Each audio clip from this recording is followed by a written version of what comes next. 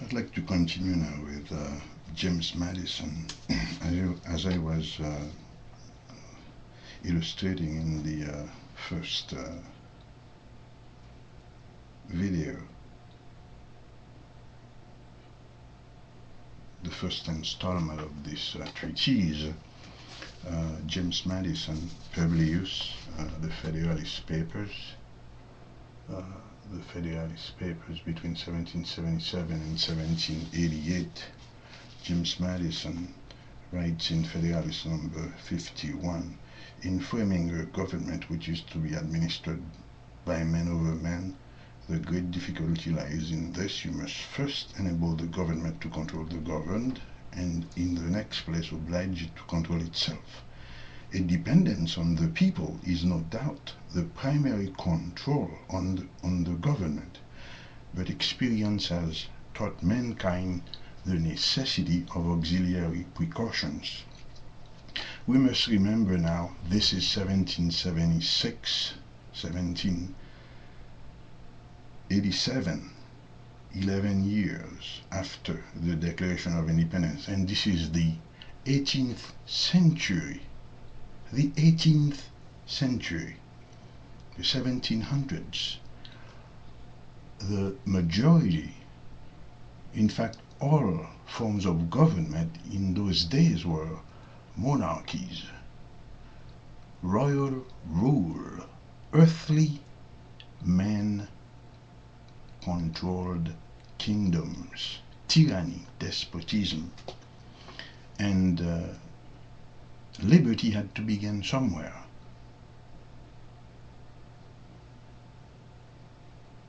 And it began here, in these United States of America, in 1776. And even as founders vested the legislative power into Congress, as stated by James Madison again in Publius number 48, not even the legislature can make laws out of thin air without consulting with spiritual moral standards as established by God in the Holy Bible. This is again James Madison, Publius number 48 in Federalist Papers. An elective despotism was not the government we fought for. Elective despots would be, for example, senators and representatives making rules or making laws from human whim, rather than on a constitutional basis that is anchored in Judeo-Christian principles of right and wrong, good and evil, righteousness and justice. An elective despotism was not the government we fought for, but one which should not only be founded on free principles, but in which the powers of government should be so divided and balanced among several bodies of magistracy as that no one could transcend their legal limits without being effectually checked and restrained by the others. That's why we have checks and balances, delineated powers and enumerated powers, listed powers for each branch of government, legislative, executive and judicial, and checks and balances, so that all these government powers are not vested or focused or centralized into one branch of government. For example, the president chooses, selects, nominates judges, and judges are ratified by the Senate. Again, it's Congress that declares war, after which the president, who is the commander-in-chief of the armed forces, then can give orders. And of course, judges interpret the law. They do not make the law, they do not enforce the law. in accordance with the Constitution of the United States of America, all legislative powers are vested in a Congress of the United States of America.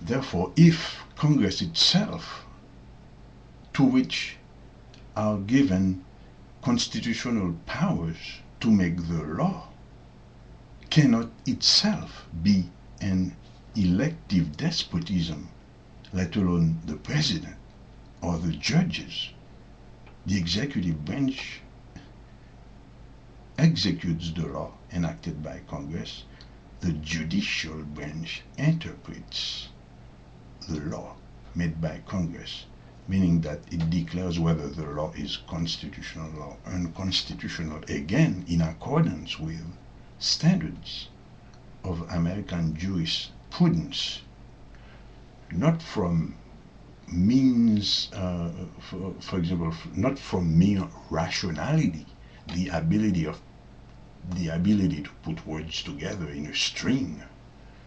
Things have to make sense in accordance with a standard.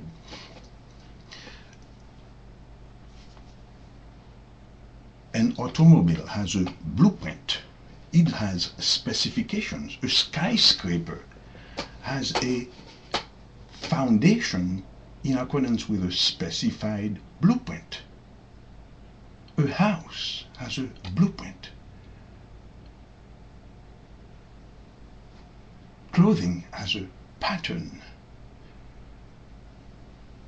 And in that same sense, constitutionality of laws must prevail in legislative enactments being considered by Congress. Not everything can become a law by simply or merely agreeing among themselves to declare it so. That's what America's founders established on the earth once and for all. In God we trust. Our inalienable rights come from our Creator, and government is instituted to secure these rights, and they must have just powers derived from the consent of the governed. Again, they concluded the Declaration of Independence with these words, and with a firm reliance on the protection of divine providence. Our Creator, God, divine providence, we mutually pledge to each other our lives, our fortunes, and our sacred honor. And the Constitution of the United States itself concludes in this manner: done in convention by the unanimous consent of the states present, the 17th day of September, in the year of our Lord, 1787, and of the independence of the United States of America, the 12th. In the year of our Lord. And who is their Lord? There is one God, the Father of Jesus Christ. Context is very important. Atheists have tried to make the founders agnostic or deist. The Creator was not a generic God to them. We must remember this is the 18th century. They were Christian men, steeped, educated in Judeo-Christian moral values and spiritual principles of right and wrong and good and evil. Secular humanism or godless humanism, as exemplified in that article I commented upon in the first video, secular humanism is an offshoot of the theory of evolution published by Charles Darwin in 1859. Marxism, Marxist socialist communism, published by Karl Marx in 1848, the Communist Manifesto. from which sprung forth fascism, totalitarianism, communism, and socialism. They came much later in the 19th century. Therefore, secular humanism, Marxism, and the theory of evolutionism or social Darwinism could not have had any influence upon America's founding fathers. The history of religion climaxed into the founding of the United States of America due to historical developments that prepared the way for the birth of God-given liberty secured on the earth in these United States of America beginning in 1776, after which, of course, the French Revolution in 1789, but it began here in America first. We must understand the essential principles upon which America is founded. The Judeo-Christian morality.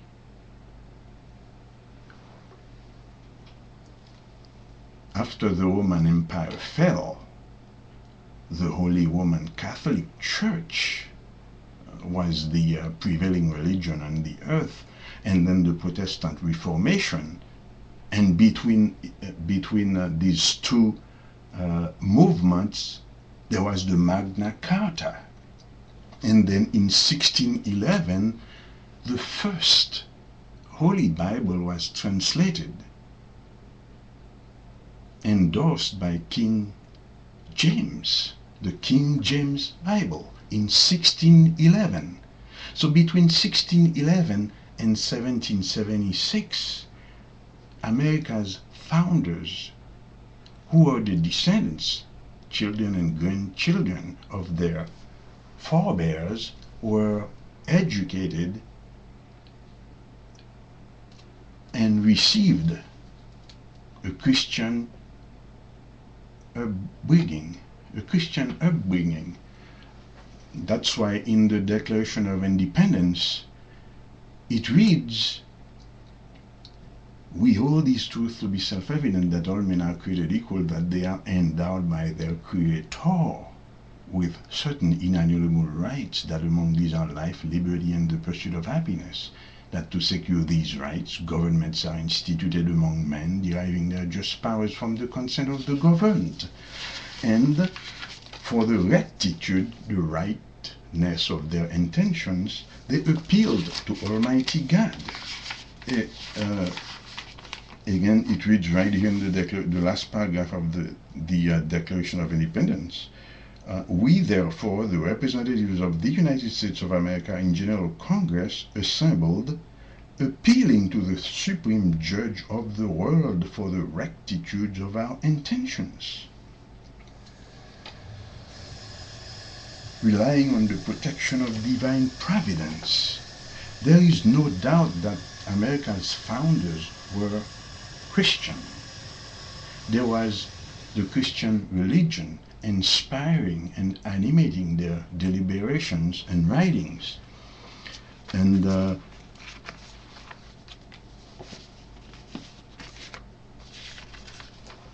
for the first time in human history, human beings could elect those who would govern them. That was a complete transformation of human, social, cultural, political, and economic history. It is not by accident that also Adam Smith wrote and published in 1776, the same year as the Declaration of Independence, the founding of the United States of America. Adam Smith published The Wealth of Nations, an inquiry into the wealth of nations, which is the foundation for capitalism. So it is the sprouting